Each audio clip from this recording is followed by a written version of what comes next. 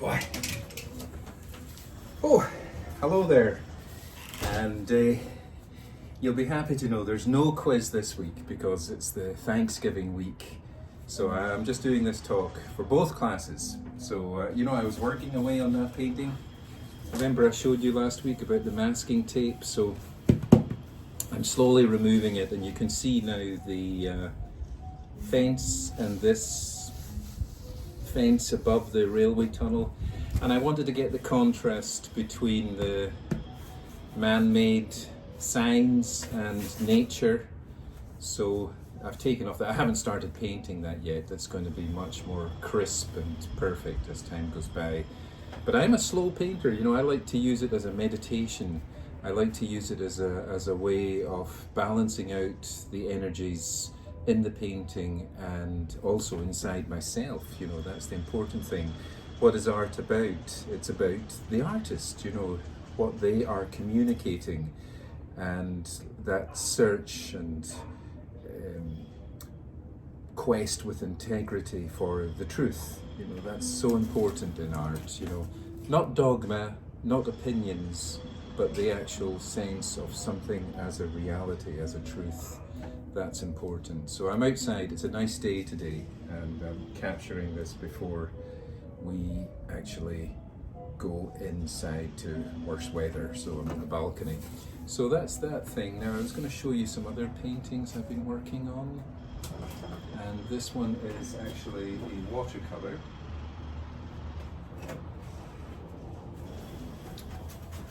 That's finished, and it's on very thick paper.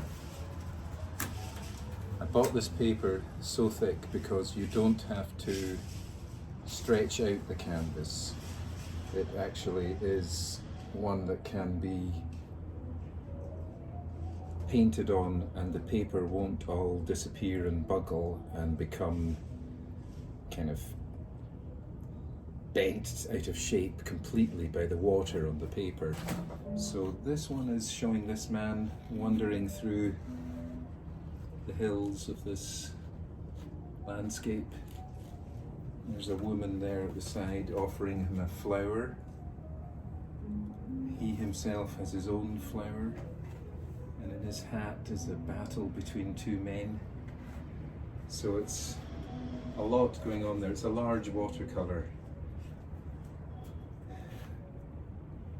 With watercolors, one of the intrinsic problems is that you have to frame them behind glass, and you have to put a special kind of mat around the edge and a special frame, so they're expensive to frame.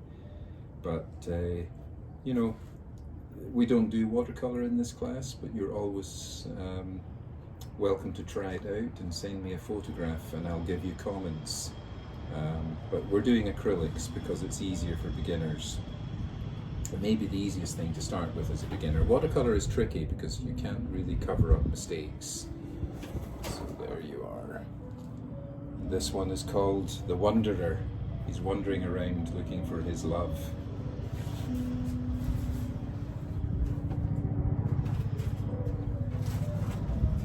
Here's another one I did.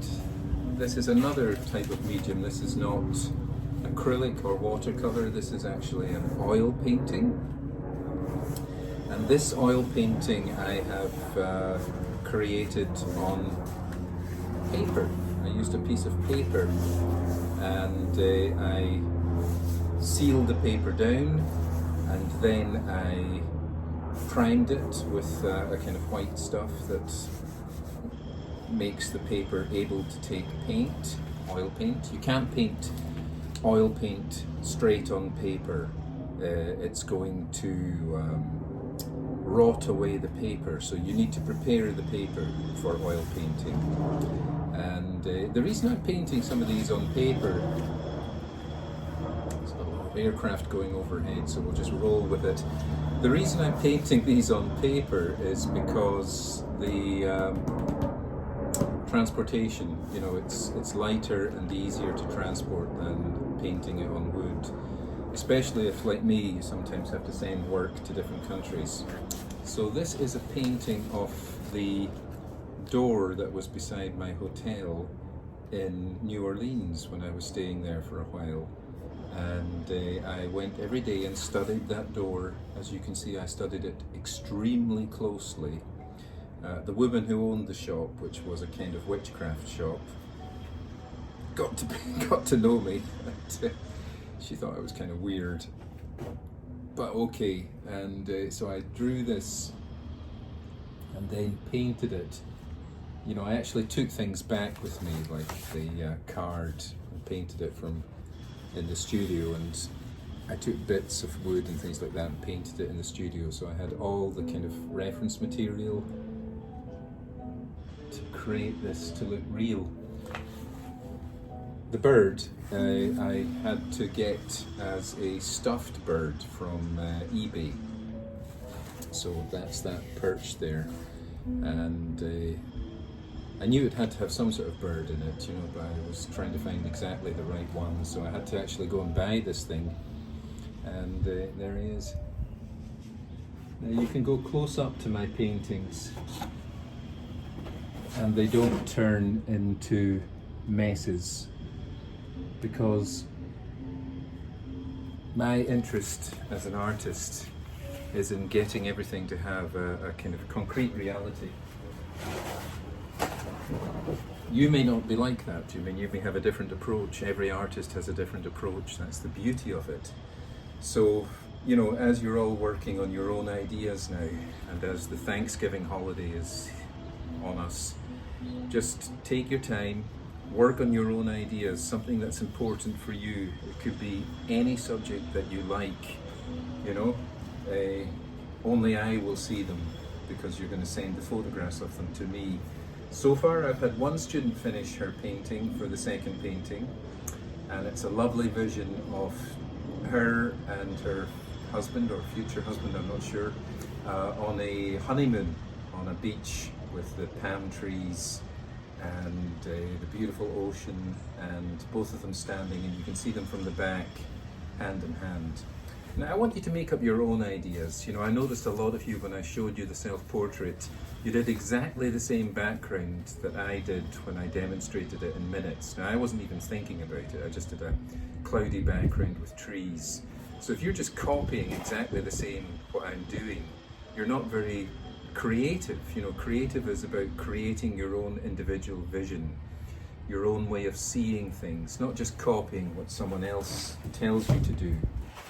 What's the difference between a human being and a machine? A human being can make his or her own decisions. A machine can only do what it's told to do. So you don't want to be like a machine. You want to learn how to be like a human being.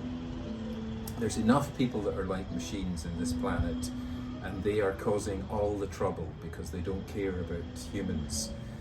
You want to learn how to be a human being, and art is a great way of learning how to become a human. We don't just think with our brains, don't forget. Also the heart is a thinking mechanism. So by learning how to use your heart to think as well, you become a whole human being, not just a cold mechanical brain calculating and digitally living this life, but actually a human being who has a brain, a mind and a heart.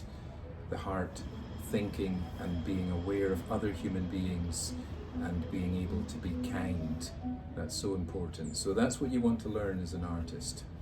And I hope that you have great success with this second painting.